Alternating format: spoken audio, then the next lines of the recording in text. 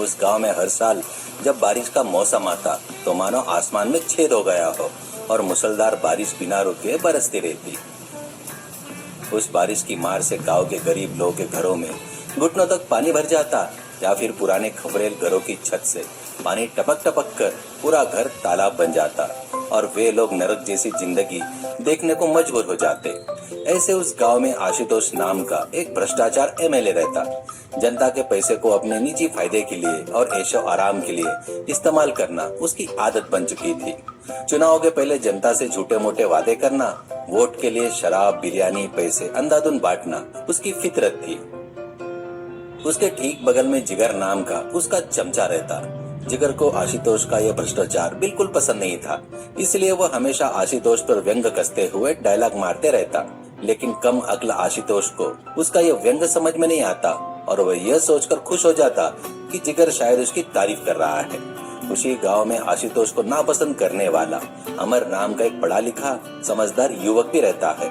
जनता के लिए कुछ करने की तड़प रखने वाला अमर आशुतोष के भ्रष्टाचार के खिलाफ हमेशा आवाज उठाता। एक दिन सुबह चुनाव के लिए आशुतोष अपने चमचों के साथ गरीब लोगों की बस्ती में आया। वो कार से उतरा, स्टेज पर चढ़ा, हाथ जोड़ा और माइक पकड़कर बोलना शुरू किया। मेरे प्रिय वोटरों, इस बारिश के मौसम में जब आपके घरों की छत से पानी टपकता है तो मेरी आंखों से भी आंसू बहने लगते हैं। मेरा दिल बैठ जाता है। इस बार के चुनाव में अगर आप लोग मुझे फिर से भारी बहुमत से जिताते हो तो मैं आप सभी को 1 भी रुपया खर्चा किए पक्के मकान बनवा कर दूंगा। मैं आपसे वादा करता हूँ कि आपको इस बारिश की परेशानी से पूरी तरह मुक्ति दिला दूंगा। जनता ने उसकी बात को सच मान लिया और जोर जोर से तालियां बजाने लगी। वही बगल में खड़े जिगर ने धीरे से मुस्कुराते हुए आशुतोष की तरफ देखा। आशुतोष सर, आपकी बातें सुनकर तो मेरी आंखों में आंसू आ रहे हैं सर। पिछले 5 सालों में आपने एक भी घर नहीं बनवाया, इसलिए इस बार आपको उन घरों के बारे में बात करने का ये शानदार मौका मिला है सर। जनता के पैसों को अपने घर के तिजोरी में बंद रखने में जो आपकी लगन है, वो लगन जनता के घर बनाने में ना होना आपकी इसी महानता का प्रतीक है सर। देखा जिगर, तुमने मेरी जन सेवा के बारे में कितना अच्छा अद्भुत कहा है, लेकिन लगन कैसी है यह बात लोगों को अब तो समझ में आनी ही चाहिए। मेरे जैसे लीडर मिलना इस गांव के लिए किस्मत है। ठीक उसी समय अमर कुछ और युवकों के साथ वहाँ पहुंचा। वह स्टेज के सामने खड़ा हो गया और आशुतोष से तीखे सवाल करने लगा। आशुतोष जी, 5 साल पहले भी आपने यही बात की थी। आज तक एक गरीब को घर नहीं मिला, लेकिन आपका घर जरूर 4 मंजिला बन गया। भाइयों और बहनों, इनकी इन झूठी बातों पर भरोसा मत कीजिए। इस बार के चुनाव में मुझ जैसे पढ़े लिखे इंसान को जिताइए। मैं आपके टैक्स के पैसे को सिर्फ आपके लिए ही इस्तेमाल करूंगा। सड़कें और मकान पक्के बनवाऊंगा। जनता ने अमर की बातें तो सुनी, लेकिन उन्हें अमर की अच्छी बातों से ज्यादा आशुतोष के तरफ से मिलने वाली मुफ्त चीजें ज्यादा आकर्षित कर रही थी। आशुतोष ने बस्ती में सबको बिरयानी के पैकेट, शराब के क्वार्टर हर वोट के बदले में 1-1 हजार रुपए बांट दिए। नतीजा ये निकला, चुनाव में आशुतोष फिर से जीत गया। जनता ने अमर को बुरी तरह हरा दिया। अमर को बहुत दुख हुआ, लेकिन उसने यह ठान लिया कि वह जनता के लिए काम करना बंद नहीं करेगा। कुछ महीने बीत गए, फिर से बारिश का मौसम आ गया। उस साल जैसे पहले कभी नहीं हुआ था, वैसे लगातार 30 दिन तक बिना रुके बारिश होती रही। गरीब लोगों की झोपड़ियां और खपरेल के मकान पानी में डूब गए। रसोई घरों में पानी भर जाने के कारण लोगों के पास खाने के लिए अनाज नहीं बचा, सोने के लिए जगह नहीं रही।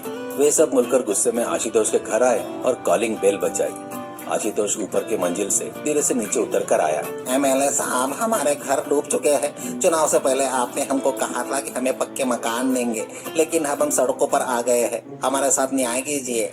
अरे, तुम्हारे घर में पानी भर गया तो इसमें मेरा क्या लेना देना? जाओ जाकर इंद्रदेव से पूछो। और वैसे भी मैंने पक्के मकान बनवाने को कहा था, लेकिन इस बारिश के मौसम में बनवा कर दूंगा, ऐसा कोई तारीख तो नहीं बताई थी ना। अगले चुनाव से पहले कभी न कभी बनवा दूंगा। अब मेरी नींद मत खराब करो और जाओ यहाँ से। हाँ भाइयों और बहनों, एमएलए साहब जो कह रहे हैं वही 100% सच है। उन्होंने पिछले चुनाव का खर्चा अभी तक रिकवर नहीं किया है, तो अभी से आपके घर के बारे में कैसे सोच सकते हैं? उनके सोते रहना ही गांव की भलाई के लिए अच्छा है। अगर वह जाग गए तो आपकी जेब खाली हो जाएगी। कृपया करके आप लोग यहाँ से चले जाइए। जिगर, मेरी भलाई के लिए तुम्हारी यह चिंता देखकर दिल खुश हो जाता है। इन लोगों में अकल नहीं है, इन्हें मेरी कीमत का अंदाजा भी नहीं है।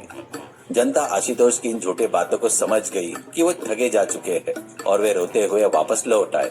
वे सब दूर से देख रहे अमर को बहुत दुख हुआ। उसने सोचा कि जनता के लिए तुरंत रहने के लिए कोई न कोई इंतजाम करना होगा। वह तुरंत गांव के एक मशहूर और बड़े व्यापारी जो एक नेक दिल के अमीर इंसान थे, चौहान के पास गया। चौहान का बहुत बड़ा ट्रांसपोर्ट का बिजनेस था। उनके शेड में कई पुराने बसें बिना इस्तेमाल के बेकार पड़ी हुई थी। चौहान साहब, गांव की हालत बहुत खराब है। गरीब लोग के घर बारिश से बह गए हैं।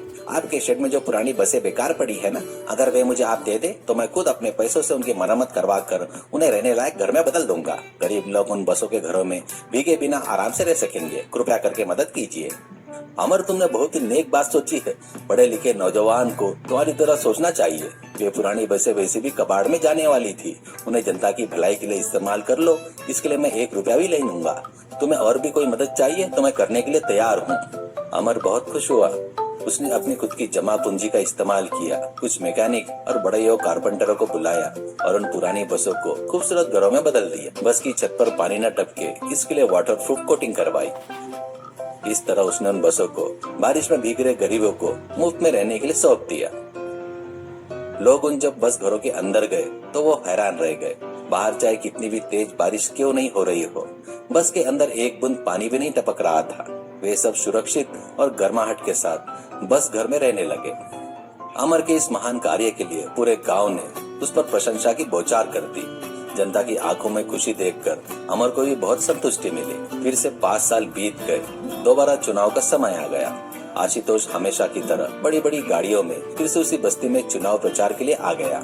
वह स्टेज पर चढ़ा और फिर से अपने पुराने डायलॉग दोहराने लगा। मेरे प्यारे वोटरों, इस बार अगर मुझे जिताओगे तो मैं तुम्हारे लिए सोने के महल जैसे घर बनाऊंगा। ये लो बिरयानी के पैकेट और पैसे रखो और वोट मुझे ही देना। लेकिन इस बार जनता बदल चुकी थी। उन्होंने आशुतोष के दिए हुए बिरयानी के पैकेट और पैसों को उसके मुंह पर दे मारा। वे जोर जोर से चिल्लाते हुए आशुतोष को धिक्कारने लगे। आशुतोष, तुम्हारे अब झूठ बहुत हो चुके हैं। पिछले चुनाव में तुमने हमारे घर न बनवा कर हमें सड़क पर लाकर खड़ा कर दिया। तब अमर बाबू ने अपने खुद के पैसों से हमें बस घर देकर हमारी जान बचाई। तुम एक भ्रष्टाचार मगरमच्छ हो। यहाँ से दफा हो जाओ। हमारा वोट इस बार सिर्फ और सिर्फ अमर बाबू को ही जाएगा। आशुतोष जी सर, देखा आपने, लोग आपसे कितना प्यार जता रहे हैं। आपकी बिरयानी से ज्यादा उन्हें अमर के दिए हुए बस घर पसंद आ गए सर। आपके पापों का घड़ा भर चुका है सर। अब हमारे यहाँ से भागना ही बेहतर है, वरना लोग हमें इस बस के नीचे डालकर कुचल देंगे। ये क्या कर रहे हो जिगर? ये लोग मुझे धिक्कार रहे हैं। मेरी पावर कहाँ चली गई? चलो यहाँ से तुरंत भाग चलते हैं। आशुतोष डर के मारे अपनी गाड़ी लेकर वहाँ से रफू चक्कर हो गया। चुनाव के नतीजे आए। पूरी जनता ने एकमत होकर अमर को भारी बहुमत से एमएलए चुना। भ्रष्ट आशुतोष की करारी हार हुई। अमर के एमएलए बनने के बाद उसने चौहान की मदद से सरकारी फंड का सही इस्तेमाल किया। गांव के सभी गरीब लोगों के लिए स्थायी पक्के मकान का निर्माण किया। वह गांव बारिश की उस भीषण समस्या से हमेशा के लिए मुक्त हो गया और सभी लोग खुशी खुशी अपना जीवन बिताने लगे। सीख: भ्रष्टाचार और झूठे वादे से जनता को ज्यादा दिनों तक बेवकूफ नहीं बनाया जा सकता। ईमानदारी से की गई सेवा और